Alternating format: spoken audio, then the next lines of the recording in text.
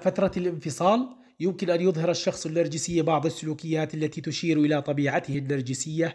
من هذه السلوكيات: أولاً، الغضب والاستفزاز. قد يظهر النرجسي غضبا شديدا أو يحاول استفزاز الشريك الآخر لتحميله المسؤولية عن الانفصال. ثانيا، التعامل بشكل عاطفي بارد أو مسلط. قد يتصرف النرجسي بشكل عاطفي بارد ومسلط، محاولا إظهار أنه لا يهتم بالانفصال أو بمشاعر الشريك الآخر. ثالثا، التلاعب العاطفي. يمكن للنرجسي أن يحاول التلاعب بمشاعر الشريك الآخر، سواء عبر الإشارات المخادعة أو الوعود الزائفة. رابعا، التبرير والإنكار. قد يحاول النرجسي تبرير سبب الانفصال أو ينكر المشاكل التي أدت إلى هذا القرار، محاولا تجنب المسؤولية.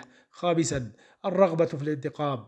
في بعض الحالات قد يحاول النرجسي الانتقام من الشريك الآخر بسبب الانفصال، سواء عبر تقديم صورة سلبية عن الشريك أو عبر الإضرار بمصالحه.